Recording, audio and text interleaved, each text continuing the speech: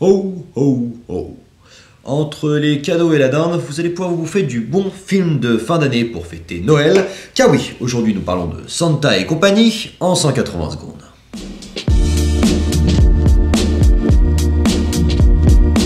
Réalisé par Alain Chabat et sorti le 6 décembre 2017, alors que ses lutins tombent malades, le Père Noël part en quête de vitamine C pour sauver Noël.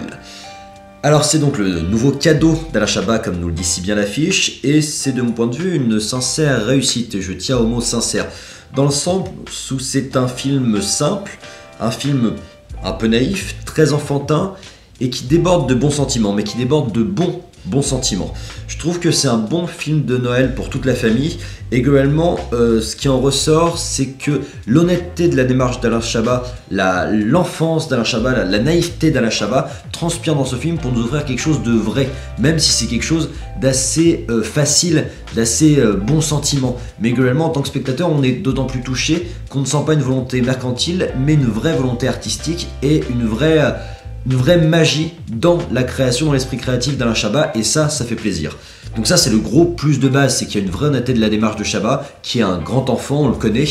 Rien n'est faux, il n'y a rien qui sonne faux, en fait, tout paraît vrai, tout paraît magique, et ça fonctionne là où ça aurait pu se casser la gueule assez rapidement.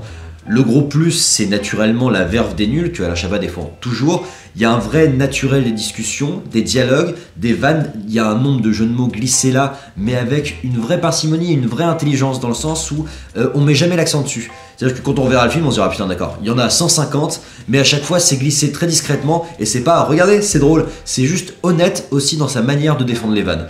Ça assume en plus complètement son côté enfantin, et ça fait pas d'entre-deux, ça essaye pas de ramener le public adulte à un moment donné en faisant des blagues que les enfants ne comprendraient pas. C'est très honnête, encore une fois, dans cette démarche-là. Ça parle de famille, ça parle d'enfance, ça parle de magie, sans faux bons sentiments, et c'est vrai, ça transpire la vérité. C'est très bien joué, c'est très drôle, c'est très touchant, c'est plutôt beau en plus en termes d'effets spéciaux. Je trouve que malgré que ce soit un film pour enfants, Alain Chabat s'est donné les moyens de son ambition. C'est pas mercantile, il avait une volonté créatrice et pas que d'attirer toute la famille pour se faire de la thune sur Noël. Et il y a une vraie, ça se ressent dans la manière dont il a fait sa réalisation. C'est pas que un produit marketing, c'est une vraie œuvre de fiction. Dans les moins, je trouve que du coup, certains adultes pourraient reprocher que c'est plus enfantin que d'habitude, plus enfantin qu'un Astérix ou Obélix. Il y a moins de secondes lecture pour adultes, qui a peut-être une acceptation un peu rapide du concept de Père Noël, et j'aurais aimé par exemple qu'on me donne une explication logique de pourquoi les parents achètent des cadeaux, et alors que le Père Noël est censé les fabriquer dans ce film-là. Ça aurait pu être possible que par la magie, ils croient avoir acheté les cadeaux là où c'est le Père Noël qui les fabrique, et c'est pas expliqué là-dedans. Et puis qu'il y a une petite relance scénaristique au milieu du film qui est peut-être pas nécessaire sur le frère de Pio Marmaille, et du coup qui est un peu lourde, un peu attendue, mais globalement ça fonctionne.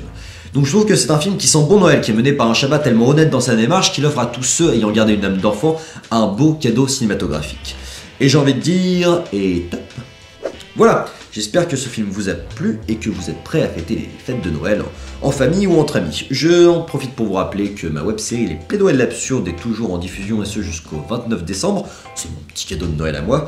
Vous retrouvez ça tous les vendredis sur la chaîne YouTube de Popcast à 18 h. Et puis je vous invite à liker, commenter, vous abonner. Et je vous donne rendez-vous très bientôt pour d'autres critiques ciné en 180 secondes.